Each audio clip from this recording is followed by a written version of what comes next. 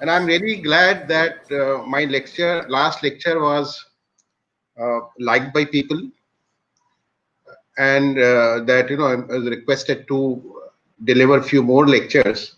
And I'm always delighted to be connected to the fellow veterinary colleagues, uh, you know, in Bangladesh or any part of the world.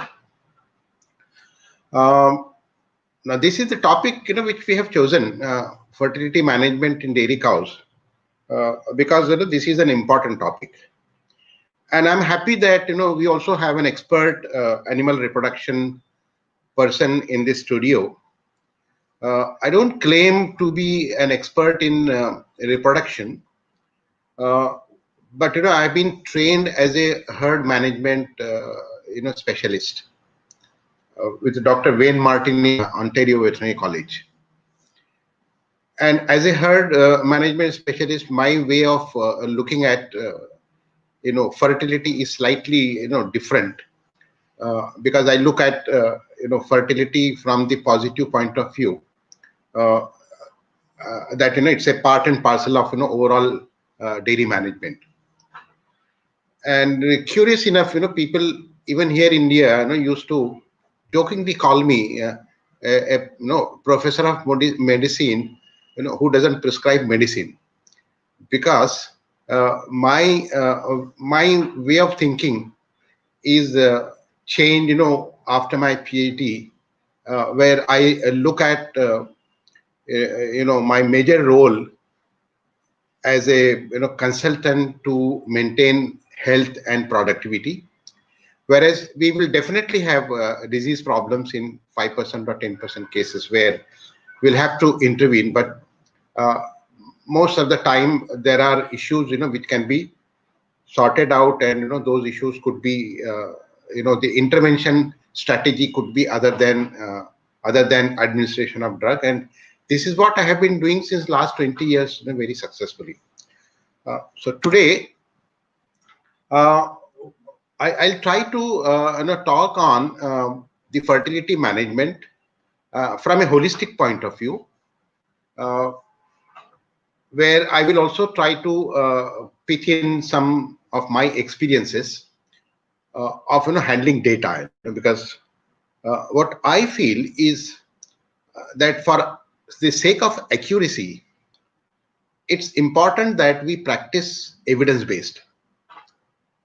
If we don't have evidence, data evidence, then mostly we start working on myths and whims, and then there are perceptions we have in our mind, which is built in, maybe out of experience, those might also be correct, but number of times I found that those myths were like misplaced. And when you try to match it with hard data, then you find the things are slightly different. So I'm going to talk on both. Plus, I'll not talk much on the basic things, because we are all vets, you already know. So what I'm going to pitch in is mostly the practice, which I have been doing over here. And my way of working had been that I work very closely with farmers, the dairy cooperatives, and the milk processors. So even when I was offered, the deanship of the college, I had I was about to decline, and then I told my vice chancellor that I would like to be out of my office for at least 10 days in a month. Go to villages, mix with people, understand their problems, and come back and handle those problems. And then I was very happy that he agreed. He said, there won't be any disturbance in whatever you have been doing, so you can keep on. So my strategy has been working along with farmers so that I can take up issues and problems from the field, go to lab, develop suitable appropriate technologies or approaches or practices, and then go back and test it in the field, and then keep on expanding using the force of the extension officers and the vets those are there in the field. So when I'll be describing, I'll also be telling you the technologies which my team has developed.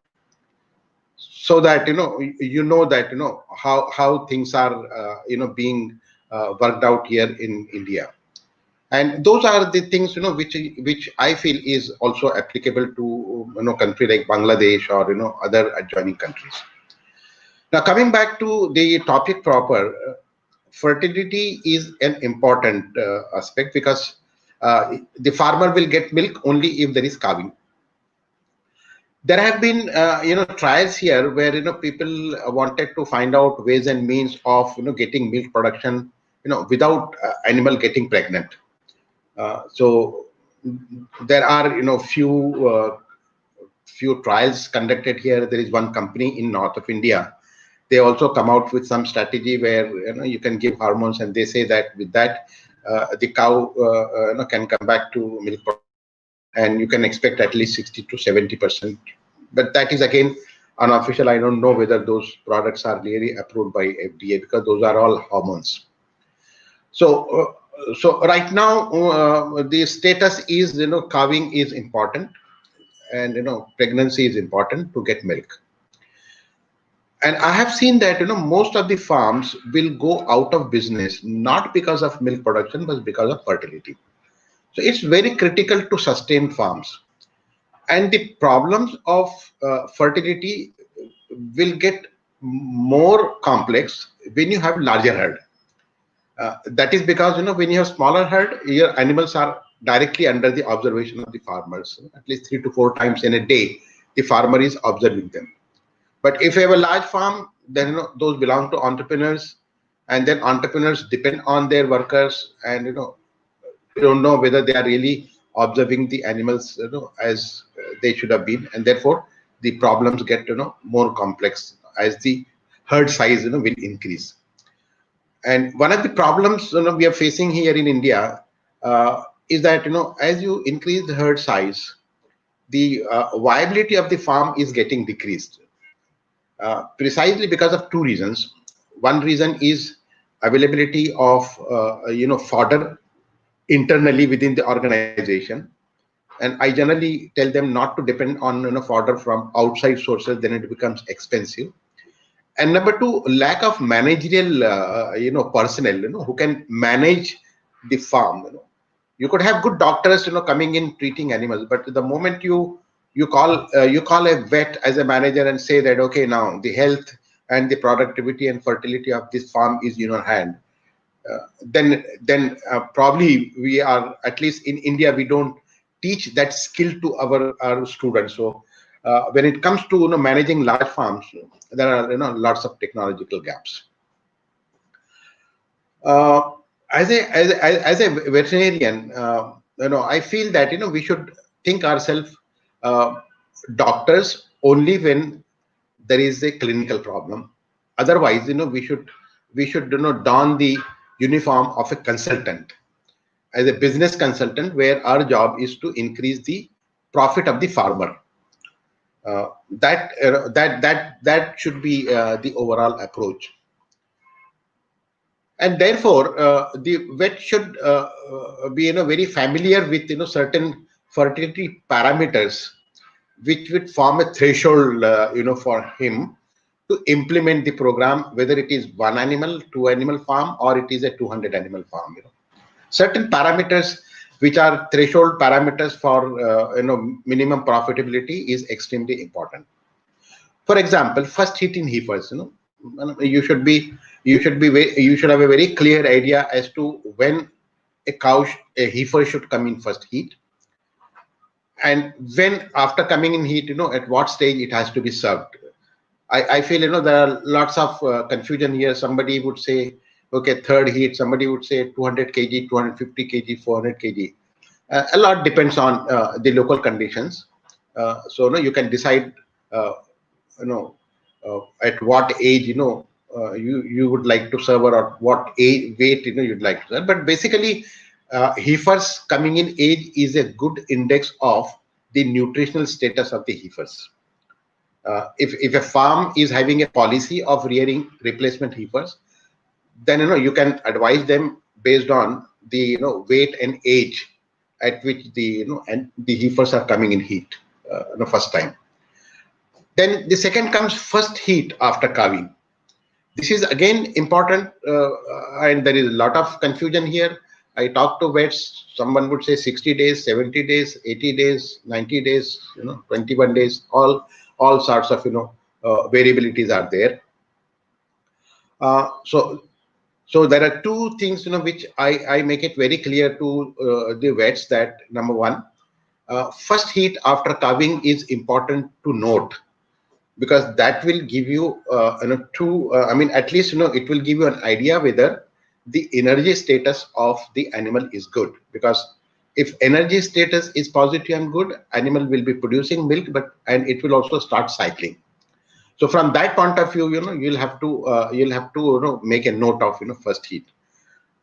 Then the second, the another parameter which you need to consider is a voluntary wait period. How much time you are going to wait for first insemination to happen. And this, we will also be discussing, in my, later discussions, as to what is ideal, and how it has to be, matched with the production as well as the fertility. Remember, getting animal pregnant is antagonist to milking. So therefore, once the animal gets pregnant, you are going to get certain degree of decline in milk production, and that should be told to the farmer to be ready. I find even in India there are lots of farmers who would like to go for more milk production and compromise fertility, and therefore they feel that if I inseminate and if the cow becomes pregnant, then milk production will go down. So you'll have to have a match, and and explain to the farmer that it is in his interest that the intercalving period is maintained to a reasonable extent, so that cyclically he will be able to get good milk from this animal. Then keeping an eye on calving to conception interval, because this is a very good index of finding out what is the fertility efficiency of a farm, or a dairy cooperative, because I work a lot on hierarchy level. So when I've got data, I will analyze that data on farm, farmer, farm, AI technician, vet, the manager, cooperative, milk processing as a whole unit. So at various hierarchical level, what is the calving to conception interval.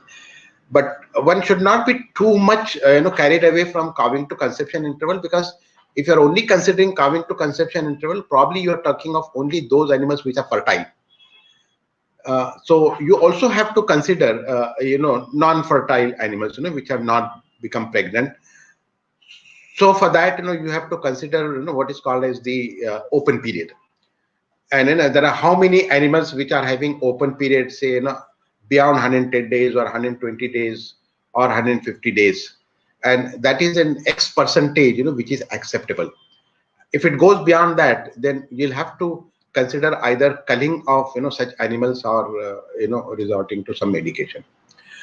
Now, even in fertility cases, one has to also be very sure as to when to stop. This is sometimes it becomes a problem, that you don't know where to stop and tell farmer that, okay, this is a cow which is having a problem, and probably it will take time and more investment, more money. So it would be better off culling this animal and replacing it some other good animal. Then AI per conception is another good index which by which you can keep an eye on the fertility status. So basically, as I had also said last time in my lecture, that whenever you talk of management, uh, management becomes possible only if you have measurement. So there has to be a measurement, so that from management side you would know what is your status, and then whether you are improving or you are not improving. And all these fertility indices are part of the management, which will give you a precise idea about the insight about what is happening in the cooperative or in the farm. Now this is again one thing where when it comes to farmer, I'm very practical. like no, I don't want that, they should suffer, because I have got, certain policies in my mind.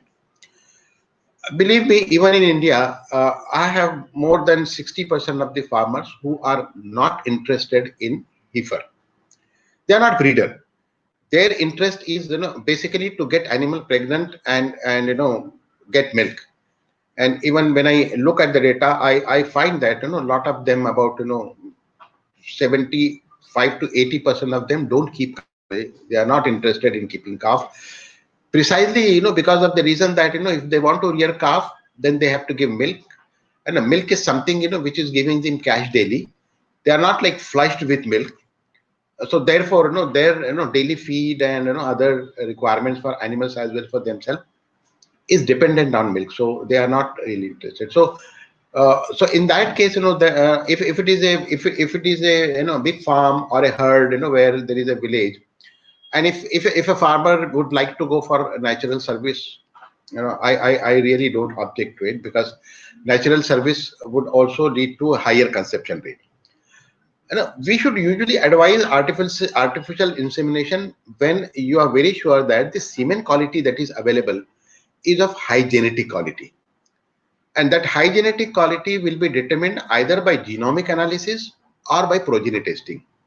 And I'm very sorry to say that, even here in India, 90% of the, semen that is available is not progeny tested. Those are the bulls which have been purchased because their, mother has given higher milk yield. And we all know that, the breeders and geneticists know that, if mother has given, you know very high milk yield, doesn't mean that all the, genes of, high milk yield has been transmitted to this particular bull. You need to prove it by either genomic or, analysis, or by, progeny testing. Now there are lots of companies who have come up with, with genomic analysis, and again here you have to be, very cautious, because genomic analysis require a basic, population framework data to compare, because, progeny testing or genomic testing is nothing but ranking. So you are ranking your bull, from other bulls, and then from the basic threshold of milk production, and, you're trying to say that if your national average is, say, 3,000 liters of milk, this bull will add, another 1,000 liter of milk. So, you need that data of, threshold data to very correctly predict, how much is going to be the genetic gain.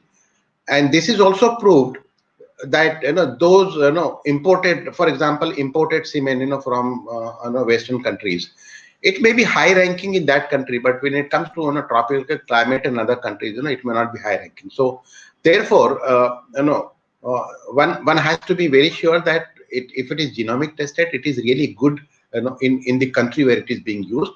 And as I'll show you, later on from my data, that, within the country also there are lots of variation, between the sire and, sire fertility, in various areas. Now, from the timeline of, say, calving, I have just tried to, summarize, what are the issues and what are the reasons for these issues. And if you keep this in mind, then probably, you would be able to, manage the fertility of your farm very effectively. After parturition, you try in contamination with bacteria.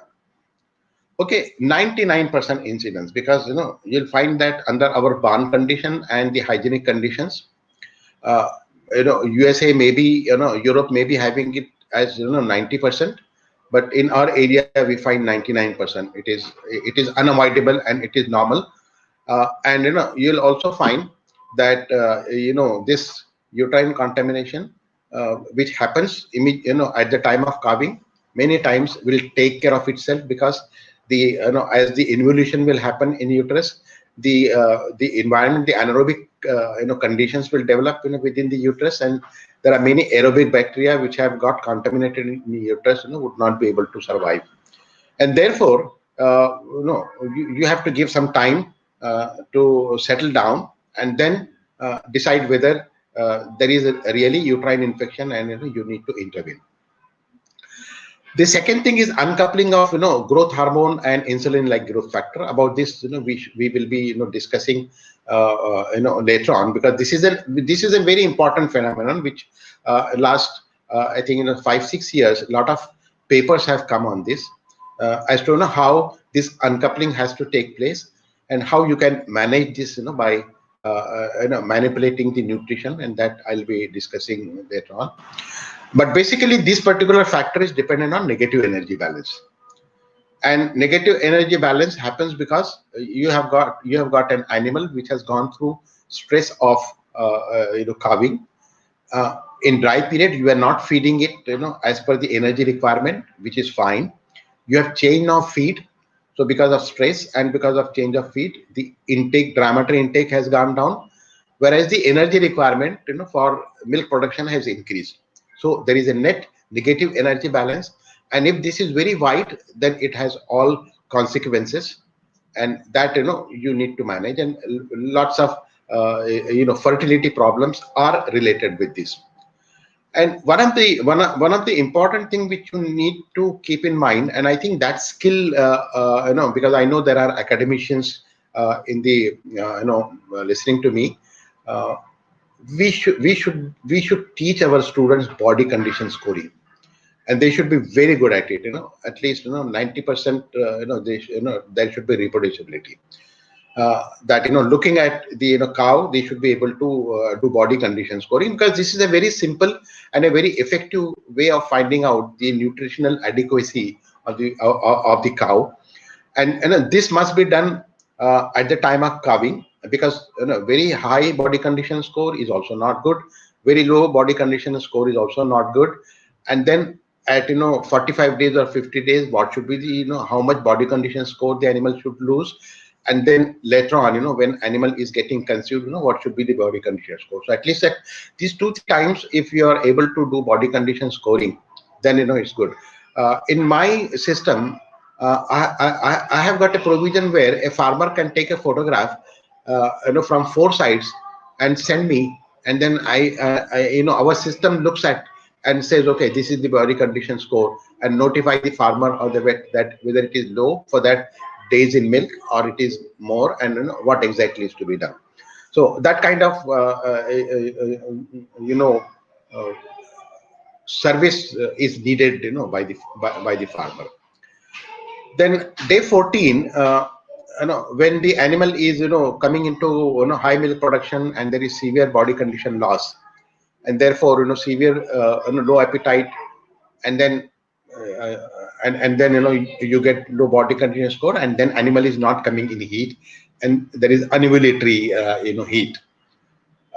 This will happen in both cases, even where you have animals that had very high body condition score. So over conditioning the animal during dry period is also not desirable, because if you have a cow which is having body condition score more than 3.5 on scale of 5, then you have the problem of mobilization of fat, and therefore unacylated fat deposition in liver.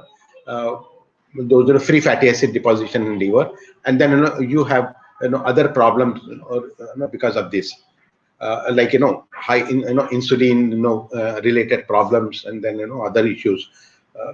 So that also affects the fertility.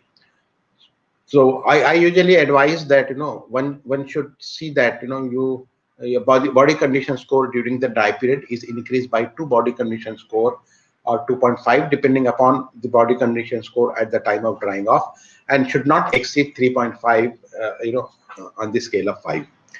Day 21, endometritis.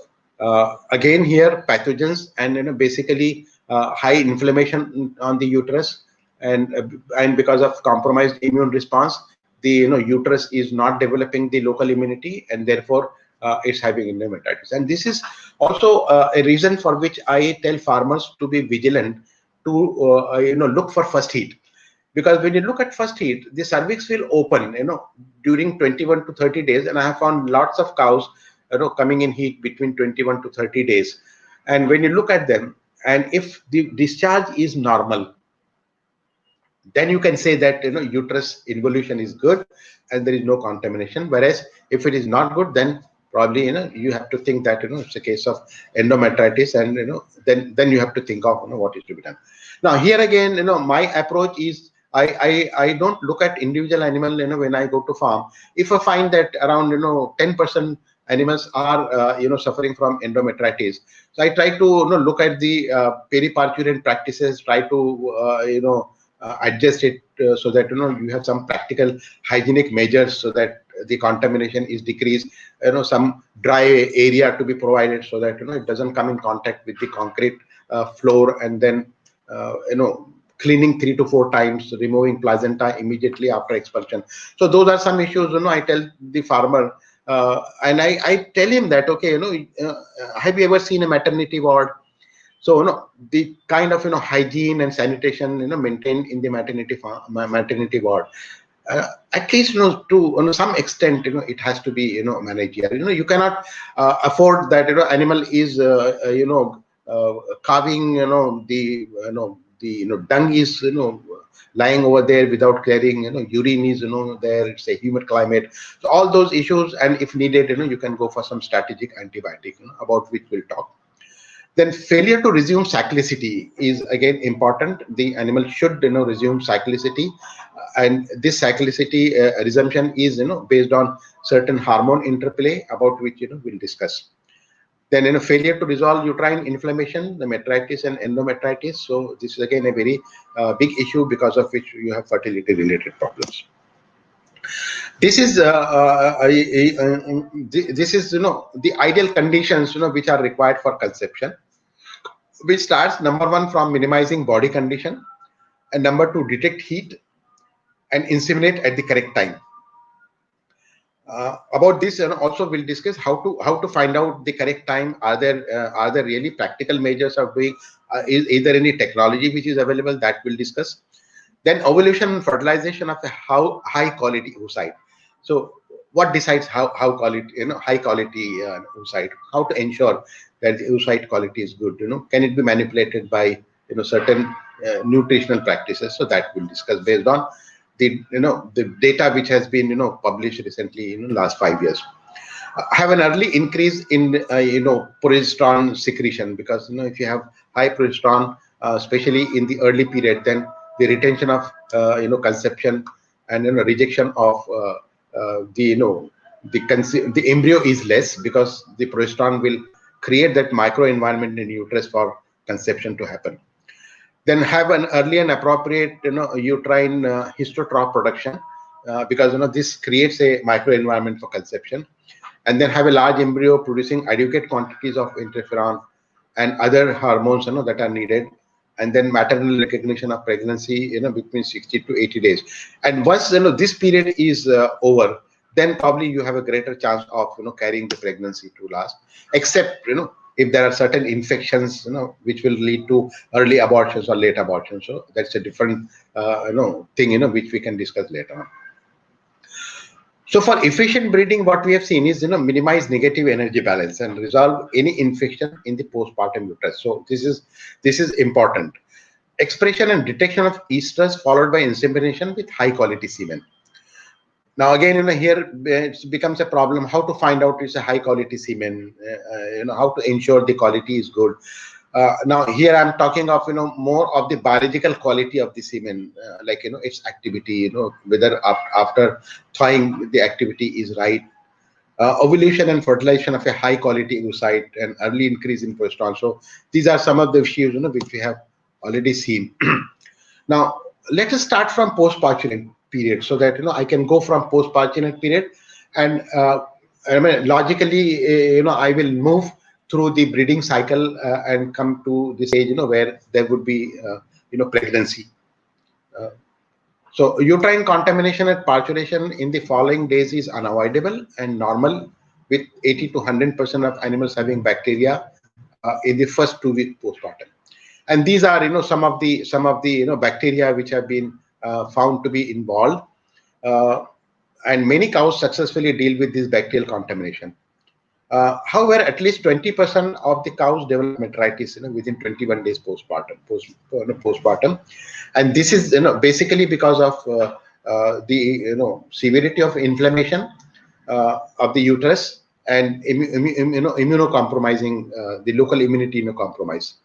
And therefore, as I've said, observing first hit is important. So you can differentiate whether whether the involution is good and there is no uterine contamination, and whether it's a case of metritis.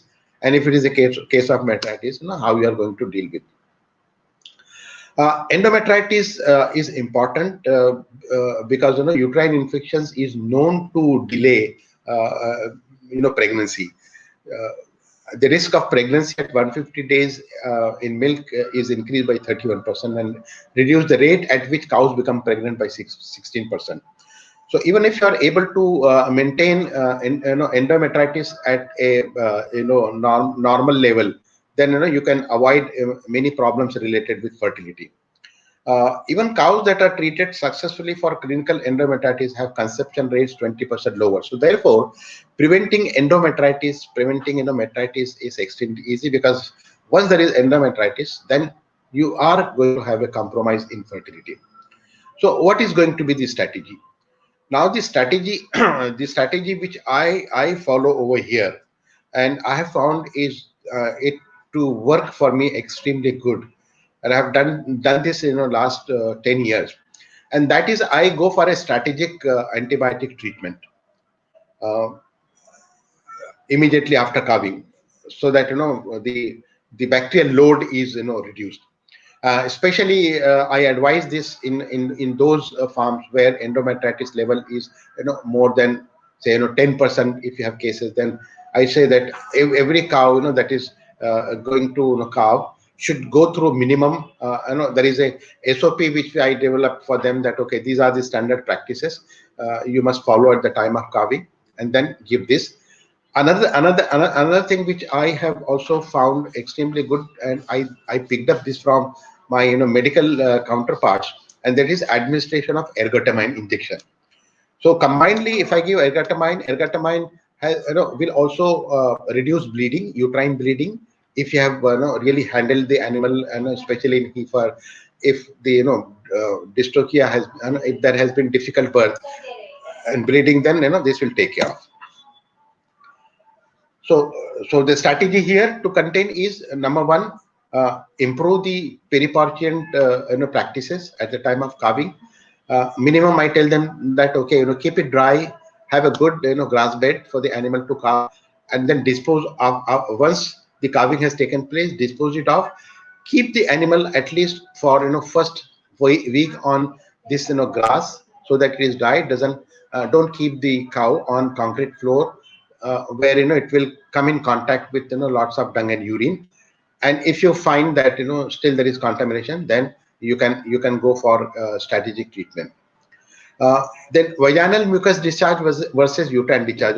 This is also one area where I find there is a lot of confusion by vets. Sometimes the vaginal discharge, which is very thick, sometimes mucus comes, is confused with cervical or the mucus discharge. So that differentiation has to take place. And then many times there are phone calls.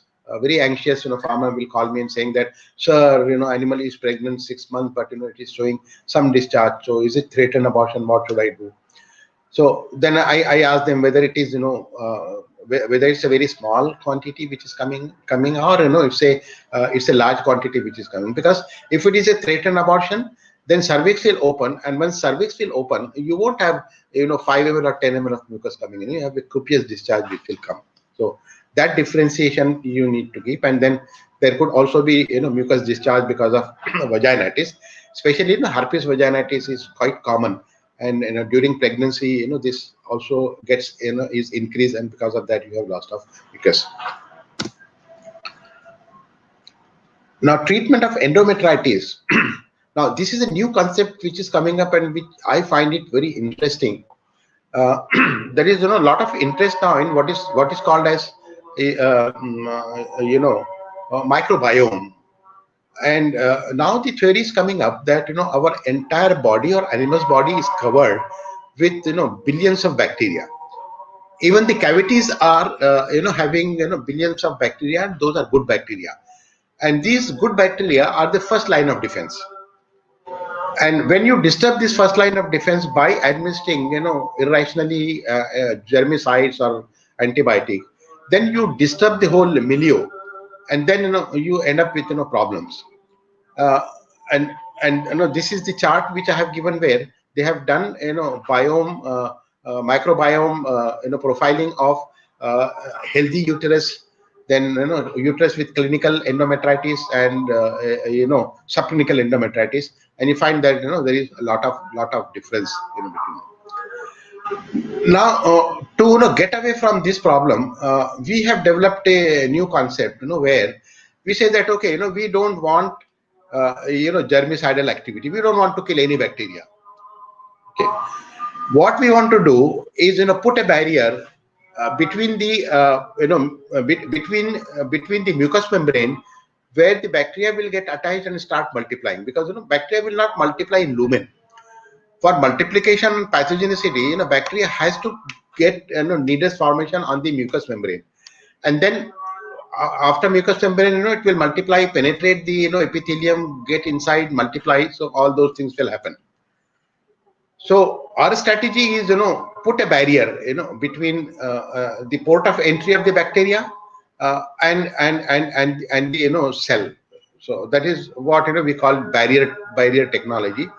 And this is a technology which I have developed with one of the pharmaceutical institute here.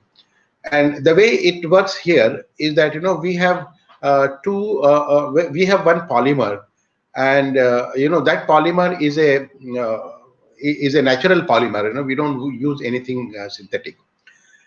And then there is a catalyst which causes copolymerization. Now this is in solution form outside, but once it comes in contact with the tissues at 37 degrees Celsius, and also certain ions within the mucus, it gels. It forms a very thin continuous film, and this thin continuous film has a pore size which is less than 0.2 micron. So therefore now you have you have a insulating barrier which is allowing aeration, but it is not allowing bacteria to enter. And therefore the the endothelium or the epithelium or mucous membrane, whatever is the tissue, is insulated, and therefore you don't have problems. So this technology we have been we have developed, and we have also patented, and we have developed a formulation for endometritis. So where you need to inject the solution, it spreads through cilia, forms a very thin film covering the mucous membrane, and then you don't have to worry about next injection. It will remain there for 10 to 14 days, will insulate till the time there is total involution and the uterine immunity is back to normal. Then metronidazole, there are people who are using antibiotic like metronidazole, which acts on anaerobic organisms. It's not good, because you are also killing a lot of anaerobic bacteria, and those anaerobic bacteria are important to maintain the microenvironment of the uterus. So I generally don't prefer using these kind of antibiotics unless I have a very concrete evidence that there is an anaerobic or there is an aerobic infection which is sensitive to metronidazole. There are people here in India who use Luvas iodine as a counter irritant. Remember, uterus is a very sensitive organ. It's if very prone to inflammation, and if you are injecting something which is highly irritant, then you are causing a lot of damage.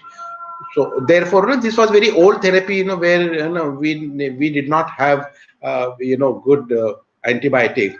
And there could also be cases where you could see some improvement because of iodine availability, because endometrium is also a good medium of absorption of elements like iodine, etc.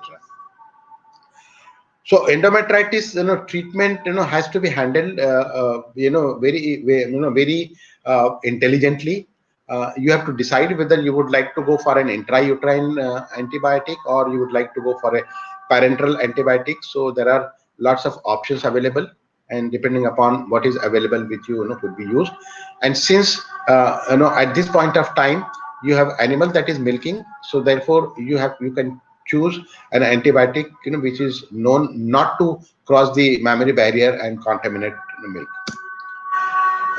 Also, you can select an antibiotic which will also take care of infection in lungs, because many times it has been found that you have extension of the infection from uterus, because after calving, if you have lots of infection load in the uterus, and if there is a nidus formation, then in an area focus from where lot of bacteria will be distributed to other organs. You would have liver abscess, you might have even lungs which will have micro abscesses. Sometimes you also have infection which is extended to other, and mastitis because of metritis. So these three, pneumonia, metritis and mastitis, if you have a problem in your farm, then I would prefer that you go for a strategic antibiotic treatment for all the animals that are calving, so that you don't have this issue. Now, now let's say when to start breeding. The breeding season, generally it is held that you need 60 days postpartum is the period after which the breeding season should start, and not before that in any case. There are also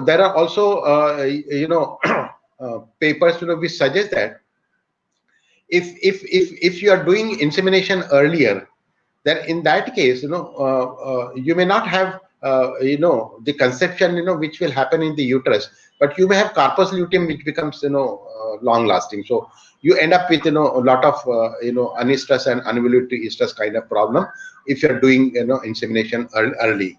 But we do have cases where people do insemination in the very first heat, and they get also on a pregnancy rate also you get, but then it becomes a problem that if you have pregnancy here, then the peak period is not going to be achieved optimally, and in the first 100 days where you should have got at least 45 to 50% of your milk production of the lactation, you will not be able to. So you are going to have lot of compromise on the milk productivity. So a better option is you start the breeding season after 60 days postpartum, and by 83 days to 110 days, if you have your calving to conception interval is around 110 days, then in that, and 80% of your animals are getting conceived in 110 days, then I would say that this is a farm which is having good fertility management management practices.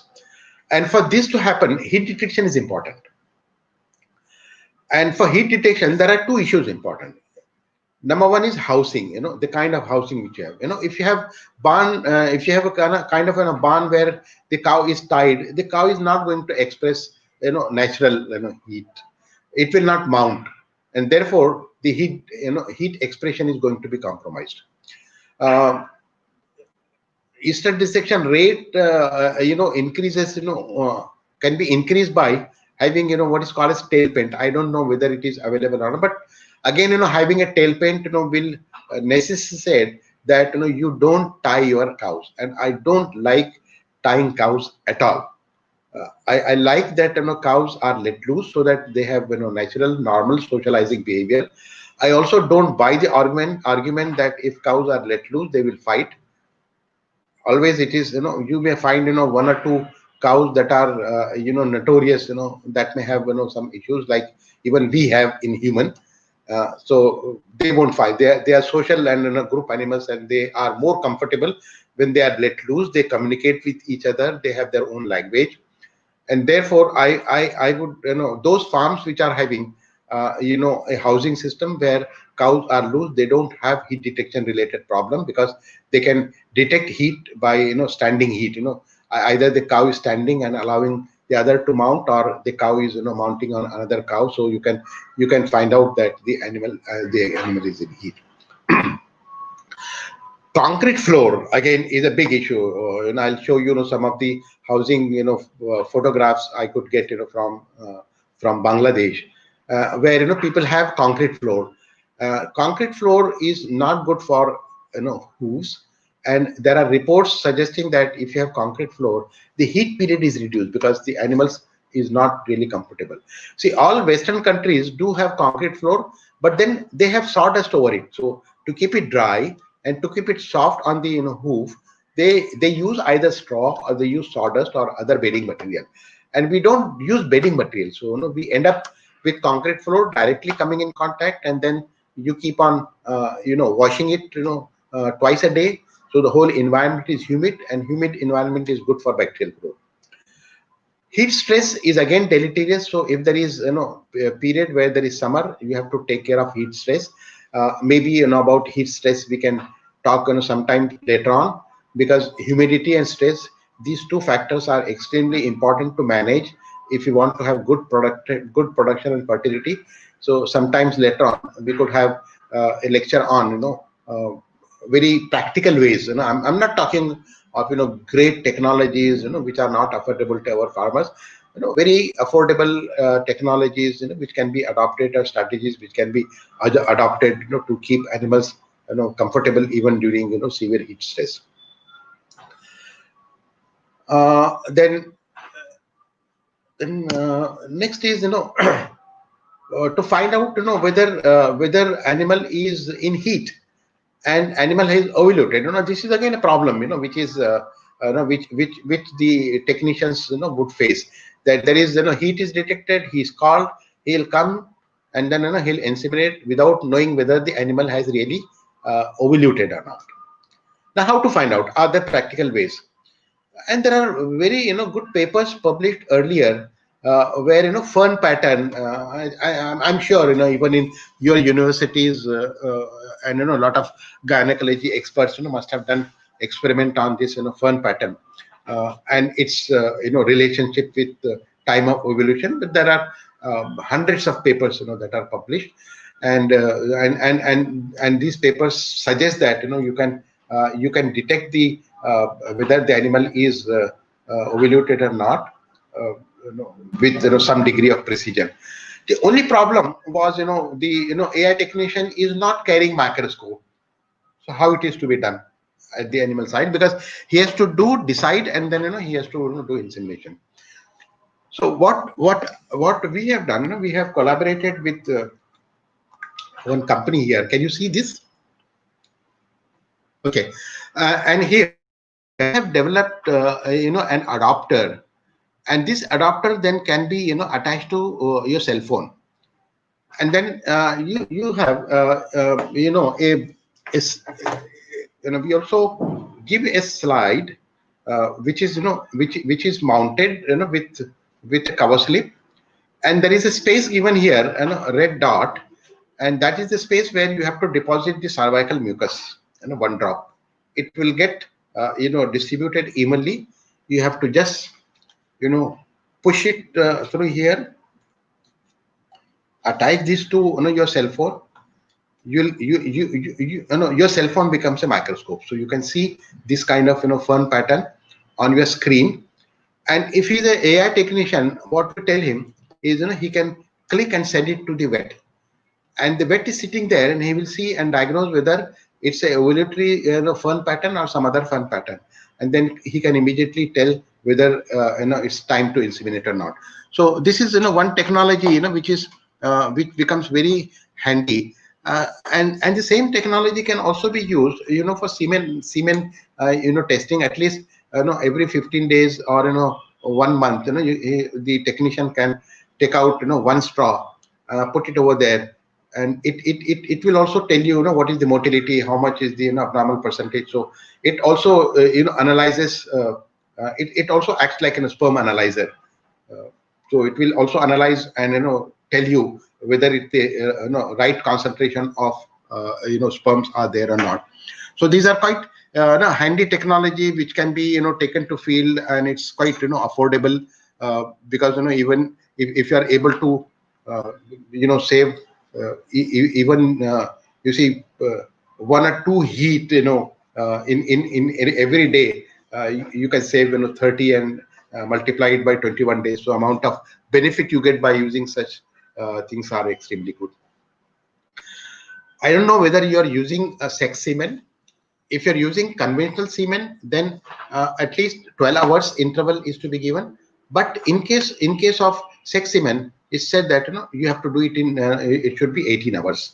6 hours you should give more, because the acrosomal reaction pattern in case of sex semen is different than the conventional semen, because sex semen has already gone through that trauma of laser filtration and other things. There is also one more test, which we had developed earlier, which we call it trypsin inhibitor test, and that test is usually done to find out whether there is any inflammation. See, trypsin inhibitor is a inflammatory mediator which is extended. So any fluid which is having some kind of coming out from some inflammatory tissue would have high level of trypsin inhibitor. So we have developed a very quick test, and this we were using even for mastitis, metritis, as well as in blood to find out if the penetrating body has caused reticulitis. So I have published a few papers on this. So this test also works extremely well. Now, selection of sire, because if you want conception, you need to select sire properly.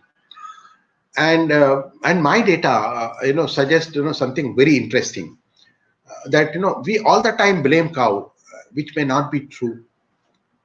There are two factors which are extremely important, and from my data, like I have got last year data of 6,50,000 inseminations, and meanwhile I have got 9.5 lakh cows which are registered on my platform, and every single insemination, every single pregnancy test which is done comes in real time, because people go there, scan the code of the ear, enter the data, and data goes directly from there to server. So there is absolutely, and the technicians get paid. So unless he goes and does the insemination or pregnancy test and other things, unless that is registered from animal side, he doesn't get paid. So we are very sure that data is coming in real time and coming. It's not a fabricated and concocted data.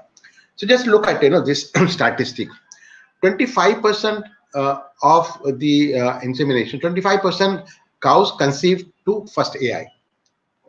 And I found that these were distributed in 3 to 4 clusters, and they were basically based on very good AI technicians. So they were the technicians who were very quick to respond to the heat detection, very quick to go there. They I have seen them spending quite a bit of time with the cow, really examining the cow properly, washing the back area, and very carefully doing insemination. Whereas 55% cow got pregnant with 2 AI, 70% with 3 AI, and more than 25% inseminations required more than 5 AI. So this is what at the field level in 1 year we could get. Now, out of 110 sires, there were only 8 sires that give 60% pregnancy. And mind well, this 60% pregnancy I have done based on 2 AI. Like from the same sire, if there are 2 AIs done to 1 cow, and if the animal has become pregnant, then I would take it as pregnant. So from 110 sires, there were only 8 sires that give this kind of ranking. And these were the sires which were used only in 15% inseminations. So that means 85% of 85% of the sires, the AI technicians were using wrong sire. Those were the sires which are having low fertility. And we also found there are certain sires which normally had a higher female ratio than male, and there were some sires which are getting a high male then. So if you have got data which is being analyzed in real time, then every month now I am able to advise those who are having my data, and tell them that okay, in your area this is the sire which is performing well, in this area this is the sire which is performing well. So that is how by doing this selective selection of the sire for insemination based on real evidence, you can really improve fertility. No, there was one organization which had just 32% or 33% conception rate, and then when we analyzed the data, we found that there were 3 sires which were extensively used, but they were having very low fertility. So we just told them, okay, you don't use these sires, replace it with us. And that was done, and the fertility increased to 42, 43%. So 10% increase in fertility, in 1 million cow, you can imagine amounts to how many animals, about 1 lakh pregnancies, and 1 lakh 1 lakh pregnancies, 1 lakh cows, and then you can see how many heifers. So just fine tuning. So every time you don't have to really use medicines. In management, if you have data, you can play with data and find out exactly what is the issue. And if you pinpoint the issue, you can tell the organization very certainly that if you remove these three and have good sire, then you will increase your fertility by 10 to 15%. And then next cycle, when you do analysis and tell them that, okay, I had told you there will be 10% improvement. Look, this is the 10% improvement. That increases your credibility in the organization, that you are really handling with application of mind. Abortion rate, we found was only 0.8%, in early abortion, and 0.2% in late abortion. And generally, even I had a misconception that probably abortion rate is very high, and that was because of my impression, going to one farm, and in one farm, we had 3 or 4 abortion cases, and then I said, okay, there are 10 animals or 20 animals, and out of that 2 have, so abortion rate is 10%, 15%. But when I go at a macro level and analyze data of around 1 million cows, I find that it's only 0.8% or 0.2%. So it's not really very high. But remember, I'm talking of all crossbred cows here. I don't have many indigenous cows here. The next comes for fertility improvement. Can you increase the time for your pregnancy diagnosis? Because currently, pregnancy diagnosis is done either at 60 days or reconfirmation at 90 days. So if it is done 60 days, then you're already losing a 2 or 3 heat period. And then what happens? I find there are many farmers who feel that if insemination is done, my animal is going to get pregnant, so they don't observe heat, and they miss out heat. And then later on, after 3-4 months, when they find out that they need to do pregnancy test, they will ask the doctor to do pregnancy test, and the vet will do pregnancy and say, okay, it is not pregnant. So that very precious period has already gone. And there is one index which is called number of animals diagnosed not pregnant at the time of pregnancy diagnosis, and that will tell you what is the heat detection efficiency of the organization. So in many organizations where I started this the data recording system and benchmark analysis, we found that rate was 40%, 50%. That the farmer will bring 2 animals for pregnancy test, out of which only 1 is pregnant and 1 is not pregnant. So 50%. So that is 3-4 heat period. So that farmer is eating it. So I keep on calculating this every month. Number of animals that are diagnosed non-pregnant at the time of pregnancy diagnosis, and keep on telling that, okay, your farmers have heat detection related problems, so you need to really focus. And in those areas, we find that I didn't tell you that there is also this neck belt which we have developed with one of the very large organization here in India. And this is a very unique kind of neck band which we have developed, which is a kind of animal health IoT. It will detect heat because of the typical motility and orientation of the animal. It will also detect the time animal has taken feed, the time animal has ruminated, because it will pick up the activity of the jaw muscles. And at the calving time, it will also detect whether the calving time has really reached. And this neck band is going to be available sometimes December, and this is going to be very affordable, and we don't need any basic infrastructure, because otherwise all Western countries they have pedometers and others, but you need to have antenna, big antenna, so you have to spend lot on infrastructure. Here you don't need anything. It's a low energy Bluetooth device which works on SIM card, and the data is picked up using a bandwidth which is not used for normal communication. So this is something which I have collaborated and developed for our area. So coming back to pregnancy diagnosis, we need to have a strategy of early pregnancy diagnosis.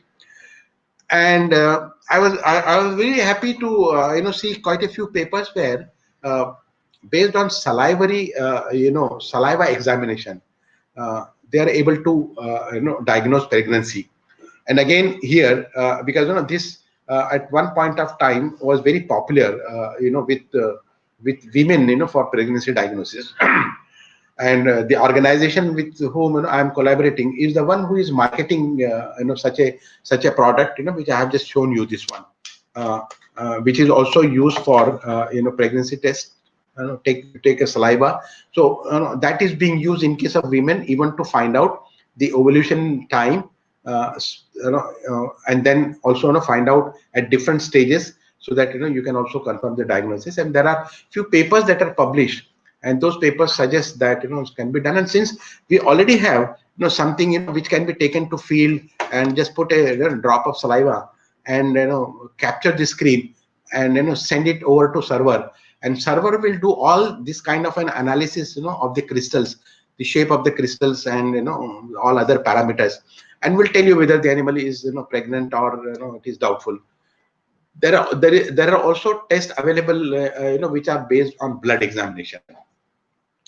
Remember, those tests are the one which have got good specificity. That means if it is negative, you are 99% sure that it is negative. But if it is positive, you are not very sure that it is positive. So sensitivity is an issue here. The best test which is possible for which can be very cost effective for countries like Bangladesh and India, which I don't know why people have not picked up, is progesterone assay in milk. So you could have a few organizations that offer this service, and you can estimate progesterone in milk. The farmers will send milk samples, like it used to happen in Canada when I was doing my PhD.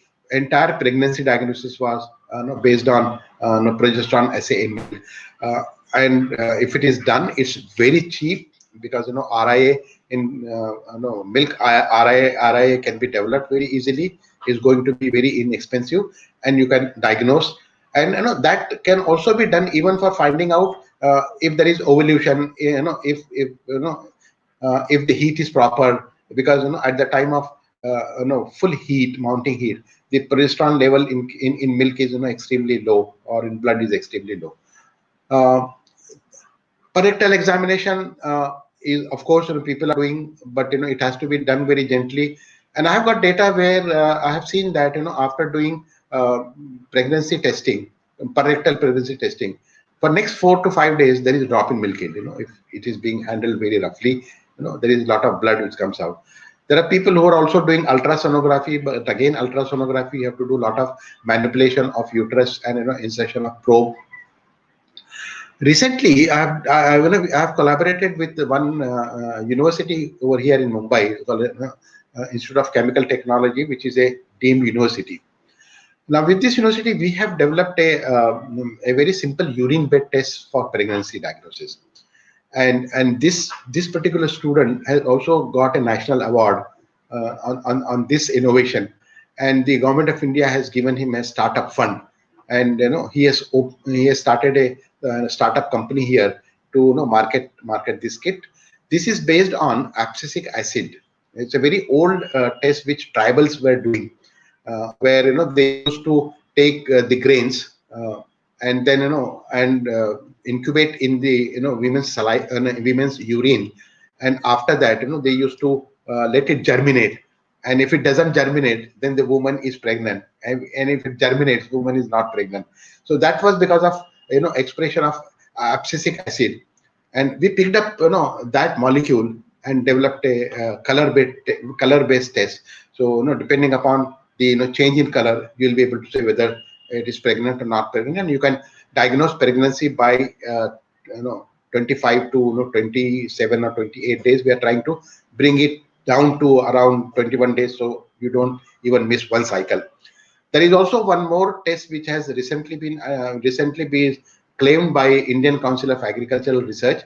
It's again based on urine test. So these are some of the new technologies which should be adopted, so that you don't have to depend on rectal examination. You can do it in a shorter period of time, and if animal is not pregnant, you can immediately bring it back to cycling and then inseminate. These are some of the problems related with conception, and early embryonal death and infection metritis is a big issue. I have found that there were a lot of farms which were having a problem that animal was inseminated. They had good heat detection system with pedometer, and then for 2 cycles animal did not come in heat. So we assumed it was pregnant, and then third again, it came back to cycle again. So suggesting early embryonal death. And we found that most of these cases are because of Campylobacter. So I generally treat these cases with 5-gram single injection of streptomycin or streptopenicillin, and then you can get rid of Campylobacter infection. So this has worked extremely well in my practice. You can do it because if streptomycin single is not available, you can use diclofenac, like streptopenicillin, which is available in 2.5 grams. So you can take 2 vials and give once. Early embryonal deaths, this I have just told you. One of the I mean, sometimes I do crazy experiments also, but of course I pick up with some basic rationale. I have done experiment with feeding of protected arginine, and I picked up this from Viagra, because Viagra releases nitrous oxide, and arginine is also known to release nitrous oxide, and because of nitrous oxide, there is a claim that both in male as well as female, the potency is increased. So I have used protected arginine tablets, or arginine amino acid, and at least in two semen stations where they had lots of problems with vitality of bulls mounting. We could get rid of that by feeding this arginine, 5 gram of arginine over a period of 10 to 15 days. Similarly, you can also expect increase in fertility by feeding arginine protected arginine. It's a rumen protected arginine. Then calving related problem, dystocia, uterine inertia. Now in case of dystocia, people generally administer oxytocin. Now remember, when you give oxytocin, its half-life is only six minutes, and therefore giving it in one shot is not going to help. If you really want the contraction of the uterus to happen, and then the expulsion of the calf, then you have to give it as slow IV over a long period of time. It generally takes about half an hour of oxytocin administration to start working on estrogen sensitized uterus. So don't just push 10 ml of oxytocin once. Everything will be gone by 6 minutes, and you won't see much effect. Retention of placenta, no, my strategy is I generally don't put my hand and try to remove it manually, if there are adhesions. If you don't handle it, whatever falls down is good, whatever remains would get mutilated, and you may have such cows which will be expelling lot of this placenta digested material over a period of time for 5 to 6 days. Farmer do call me saying that, sir, there is a lot of this purulent kind of discharge which cow is passing. I tell them, don't worry, nothing is going to happen. And once the involution starts, the cervix closes, everything will be fine. If at all you want to do something out of it, I prefer a parenteral injection of antibiotic if you feel there's some issue, unless you have brucella related problem or some infection, abortion because of that placentitis. So that is that is something different. But again, there I would not prefer putting my hand and manually and forcibly removing placenta. Preparturient milk letdown is another issue which also leads to uterine inertia, because once there is colostrum formation, there is hypocalcemia, and therefore there is uterine inertia. So in such cases, I generally tell farmers to remove colostrum and also administer calcium magnesium borogluconate, 1 or 2 bottles. That will also start the uterine inertia will also be taken care of. Now the last topic which I'm going to discuss is how to manage negative energy balance, and this is a very important topic which you need to understand, because negative estrogen, negative energy balance is a lot of cascading effect. One of the cascading effect is insulin concentration remains low. And as I have told you earlier, that insulin, then your LH, insulin, and IGF-1, these have got all to do with animal coming back to cycle. So if insulin level goes down, then your GH receptors also go down, and therefore it has an effect on IGF secretion. So therefore, you have to see that the negative energy balance is minimized, uh, uh, and I'll be telling how you can manage that. Then when you have negative energy balance, you are unable to synergize with gonadotropin ovarian cells, and therefore the dominant follicle cell is not formed, and even if it is formed, then you don't have ovulation. So you have what is called as unovulatory uterus. So all those cows which are rapidly losing body condition score, or which had a very high body condition score at the time of calving, and they had what is called as a fatty liver syndrome, they would all have very severe negative energy balance. So both have to be tackled properly. Now, in case of negative energy balance, because of you have a very high body condition score at the time of calving, there I usually prefer giving insulin injection along with 50% dextrose or 25% dextrose. So there you also have partitioning, and then clearing of fatty acid which is getting accumulated in liver. So at least 3 to 5 days insulin injections along with 25% dextrose or 50% dextrose, just to be precise that you are not overdosing insulin, because unless I have the blood glucose level of the animal, it's very difficult to manage to find out how much insulin I should give. So generally I give 40 international unit insulin along with 25% or 50% dextrose. So in short, after reading a lot of material, I have come to conclusion that the vet has to adopt two strategies here. The first strategy is that if you want the animal to come in cyclicity faster, and also tackle the negative energy balance, then you need to have feed which is rich in starch. Okay, starch, starchy carbohydrate, because starchy carbohydrate will lead to more of propionate in rumen, more of glucose, and therefore once the glucose level goes up, there will be high insulin level, and because of high insulin level, you have growth hormone receptors, and then conversion of growth hormone into IGF-1, and that will have an effect on you see the follicle which is developing, and you have a dominant follicle. But remember, this has to be done. Starchy diet is to be given only for first 50 days. And there are large number of papers which suggest that if you continue to give the starchy diet beyond 50 days, when the animal is coming in breeding season, remember I told you that the breeding season of the cow should start 60 days postmortem.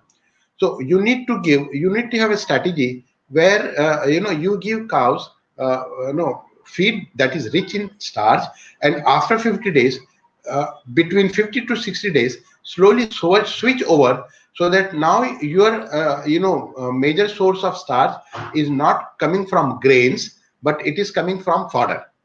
Okay, so like silage or maize and other things. So that is how you need to plan, and if this is done, then you can have both. That is you have lower negative energy balance, then you have maximum peak yield which is coming, and you have good milk production, and then later on after 50 days, you have animals that will be coming in cyclicity, and there will be a dominant follicle which will be you will be which you will be using, so that you will have good conception.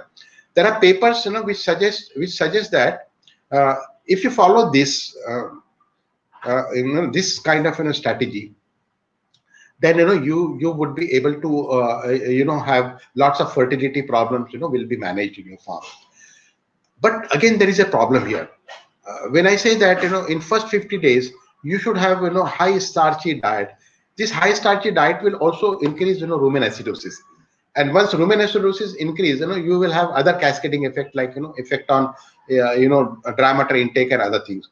So therefore, making a balance between how much acidity you produce in rumen, and how much propionate you produce in rumen, and how much of starch you want to digest in the proximal end, like in the intestine, that is something which is tricky, and people have been able to solve that issue by developing what is called as a rumen protected starch. And they say that if you feed rumen protected starch, which is 75% of the total starch, and 25% starch, which is coming from your crude fiber, that is your fodder. Then in rumen, that is converted into propionate. So you'll have a supply of propionate which will be converted into glucose later on.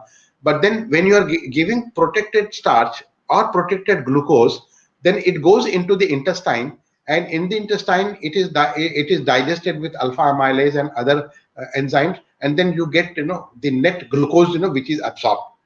Now, again here, how much of starch you have to give is again a tricky question, because you don't want to go beyond alpha amylase levels, because we know that in case of ruminant, it is not like human, where the capacity of digestion of starch in the small intestine is very high, and you don't want this to go undigested to the colon, and again in colon you have a microbial digestion and production of acid and gases over there. So people have found that around up to 200 gram of starch, protected rumen protected starch, along with less than 30% of NFE, and good level of good quality forage, coming from either maize, or from sorghum, or from any other source. If that is maintained in first 50 days, you don't have really problems related with unavailability to eastern cyclicity. Switch it over, reverse it later on after 50 days, so that you have a dominant follicle which is which is ovulated, and then you have and you have good conception. I was talking about housing of the animal, and this is a topic which I always focus in on all my lecture, because I have found that defective housing is mother of all the problems. And good house doesn't mean Taj Mahal. It doesn't mean you have to invest lakhs and crores of investment over. I really tell farmer not to invest a lot on fixed asset, because any business should have good liquidity, and liquidity should be so good that if tomorrow I want to close my farm, then I just pick up all these wood, cook my meal, sell my these cows, and I have liquidated my farm. But if I have spent 50 lakhs on very fancy farm, and all steel and other things, then what am I going to do if I have to go out of this farm, out of the business? So what is needed for house is comfort of cow, and not comfort of your eyes. So don't look at the cow housing from your point of view. What is good for you does not mean it is good for cow.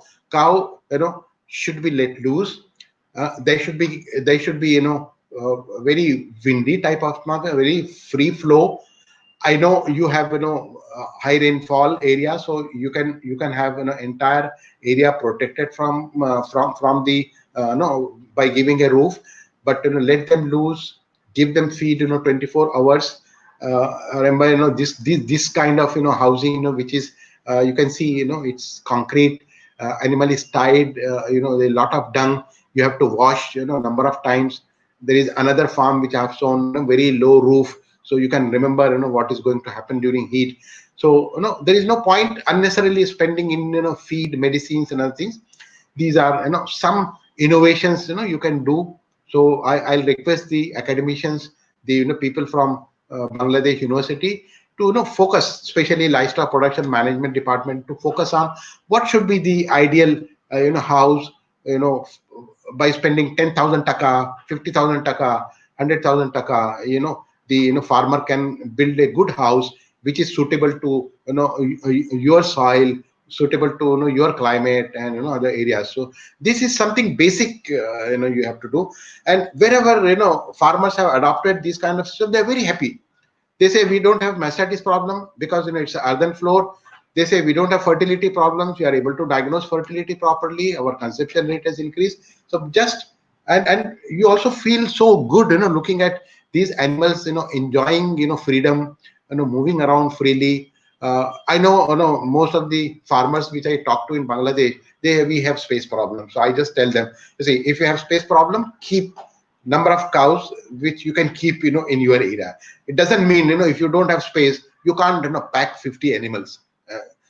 And if that area is enough for 10 cows, believe me, they'll get production which is equal to 10 cows only, even if they have 50 cows that is packed into it. And this has been proved beyond doubt by lot of literature where they say that if density of population increases, you get lower milk production. You reduce the density, your milk production increases even though cow numbers are less. So those are some of the experiments which the university must do in your area to find out what is best for your country. So coming back to the last slide, let's have take home messages. Today what messages I have tried to give you. I have shown you one screen here. This is my app MobiVet, which is in Bengali. And believe me, whatever I was able to do is it was only because I had data with me. Without data, it is like working in dark room. It is hitting in dark. If it works, fine. If it doesn't work, it doesn't work. And many times it doesn't work. When I have data, I have very confidently, I tell farmer, this is the problem, this is the solution. After 1 month, I'll send you the report. There should be improvement. So that kind of confidence you get. So therefore, my request to you is please ask farmers to keep record. If they don't want to use digital records, fine. Let them start maintaining some card where they write down some data. But digitization has become extremely easy now. People have become very used to it in this COVID area. We may be having social distancing, but digitally we have come so close. This would have been impossible before COVID. So people have now understood digitization is good. So tell them, and it's very extremely cost effective, because every farmer should be able to use it, every technician should use, and vet should use it. Then animal records are important. That's what I have just said. Record first heat, which is critical. Do not mate when you detect first heat, but check whether the discharge is good, whether the animal has come within the appropriate period. Then you are very sure that animal is good. At that time, you just take we tell them just take a photograph, send it to your vet. Vet will see whether body condition score is good or not. So that is 21 days to 31 days, one body condition score, and he knows that the cow should have lost 0.5 body condition score during this period. If it is more than that, he will advise that okay, some nutrition balancing needs to be done. And many times this nutrition balancing is done not only from the positive side, but I can also reduce the cost. And number of times I reduce the cost. And another message I have given is body condition score at the time of calving should not exceed 3.5. Otherwise, you end up with fatty liver related problems. High starch feed during first 50 days leads to better fertility, but then later on you have to revert and give more of starchy material from the fodder and forages. For accuracy of time of insemination, use devices to examine salivary cervical mucus. Is called as arborization, like those crystals, and based on that you can decide. It will certainly increase your efficiency of insemination and pregnancy. Again, start using pregnancy tests that can diagnose within 21 to 25 days. If these tests are not available, I'm sure those blood kits are available everywhere, so you can start using it. You'll be able to diagnose pregnancy much earlier. At least you'll be able to diagnose up to say 80% sensitivity. You'll be able to diagnose, which is better than having nothing. Keep an eye on sire fertility, and this is I think the responsibility of all those who are supplying semen, and big organizations like BRAC, even government who are supplying semen. When it's their duty to keep an eye on the semen, what the semen is doing in the field. And that is only possible if such data from the field is getting aggregated and then getting distributed, and you can analyze and have reports. And believe me, if Bangladesh is able to do this, you can solve 25% of your problems simply by looking at the report, by precisely diagnosing the problem related with sires, and how sires are to be distributed for insemination in an area. Strategic treatment post calving, as I have said, if you feel that there is a high level of endometritis, then you can give say some antibiotic along with ergotamine, and that will help in reducing endometritis cases. 5 to 10% cases will always be problematic. Even if you have world's best expert, you are contacting, still you will have problems, and there the vet has to sit and decide the economics of pursuing treatment. Is it advisable and economical to cull this animal and replace it with a good animal, or you would like to continue with the treatment? So that is the decision which the vet has to take. I have not purposefully, touched upon synchronization, different synchronization protocols, because that probably is, taught in all the colleges, and people must be very aware of it. And those are all standard protocols, which can be followed. What I have tried to do is, tell you the strategies by which you would be able to avoid, using these kind of expensive strategies. Uh, so at least 80% of your cows, you should be able to manage with this fine tuning of the systems. These are some of the technologies which are available, and I'm really hopeful that we would be able to find out some partners in Bangladesh, because I know we don't want to have a situation where we have a patent and we hold the patent here, and develop all the products here only, and then export. We would like to see that these products are developed in Bangladesh. These products are manufactured in Bangladesh and distributed locally, so that it is affordable to all the farmers.